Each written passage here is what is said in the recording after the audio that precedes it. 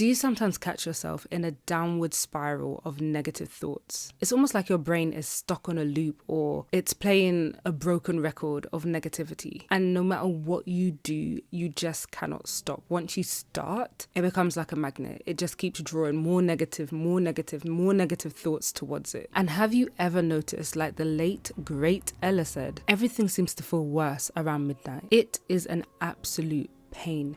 All you want to do is sleep, and your brain is there yapping. So we're going to discuss all of that in this video. So those sneaky, irrational thought patterns can totally mess with our self-esteem and really hold us back from living our best lives, from leveling up. And they are called cognitive distortions. Basically, these are like little mental glitches. They are exaggerated or just flat out wrong ways of thinking that usually tend to reinforce those I'm not good enough or things always go wrong beliefs. Sound familiar?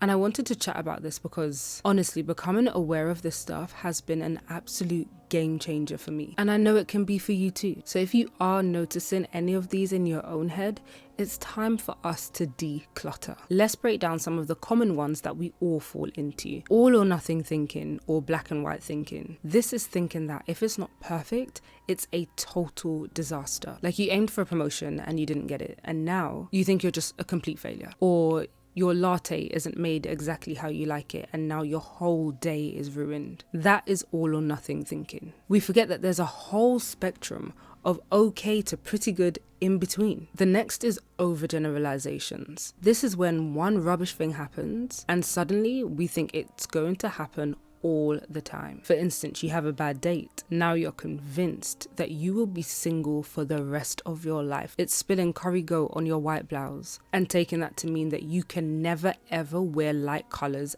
ever again. That is an overgeneralization, because really and truly one bad experience does not write the entire story of your life. And then we have catastrophizing, and I know that my social anxiety babes and my neurodivergent babes will resonate with this. It's when your brain goes from 0 to 100 real quick. For example, a neurotypical might think, I might have a slightly awkward conversation at this networking event. Neurodivergent or people that have anxiety tend to go down the lines of, I'll say something totally stupid, everyone will judge me, I'll lose all of my connections and my career over, finish, and then I will lose my house.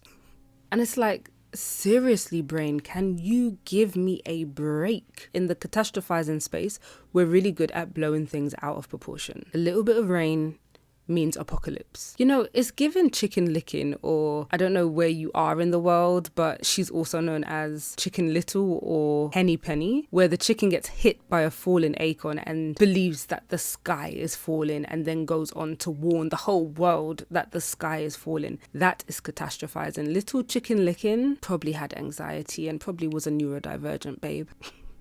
The next one is personalization. This one makes us feel that everything is about us. Your friend cancels brunch and your first thought is, oh my God, she mustn't like me. It's probably because I'm boring. Maybe they might have a legitimate reason for cancelling, and it has nothing to do with you and your amazing self. Personalization means that we tend to take the blame for things that aren't ours to carry. Remember, sometimes people are really just out here dealing with their own stuff, and in a lot of cases, they aren't really thinking about you. It's more about them. And I mean, as a side note, sometimes they may be thinking about you. Sometimes they may just not like you. Sometimes they may feel that you're boring, and what? And what about it?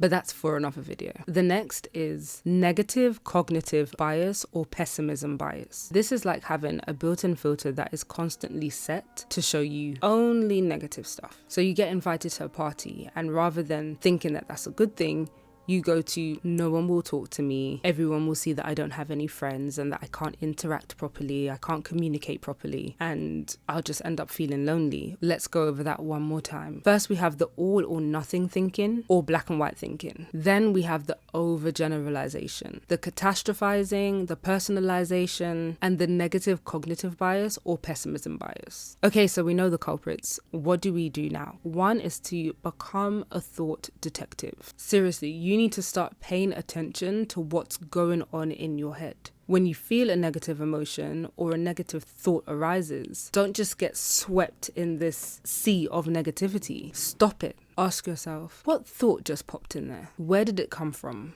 What's its genesis? Just noticing the patterns is a huge first step. Then you want to challenge the evidence. Once you identify the thought, put it on trial. Ask yourself, is this really true? What's the actual evidence for this thought? And you might be very surprised at how flimsy the evidence usually is. And as you guys know, I am fully on holism, so I always would encourage to incorporate some form of mindfulness. A few minutes of deep breathing or just focusing on the present moment can help you step back from those negative racing thoughts and see them for what they are, which is thoughts, not facts. The next thing you can do is to flip the script with affirmations. When those negative thoughts arise, try to replace them with positive affirmations. Instead of, I always mess things up, try, I'm learning and I'm growing every day. It might feel awkward at first, but it does work.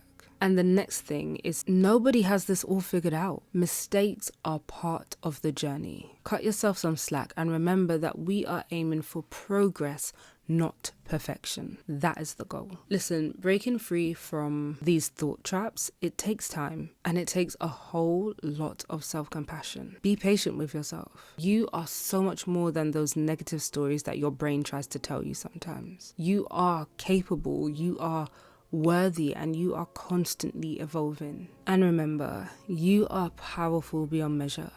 Keep showing up for yourself and I'll be here to cheer you on. Remember to like, comment, share and subscribe, and I'll see you in the next video.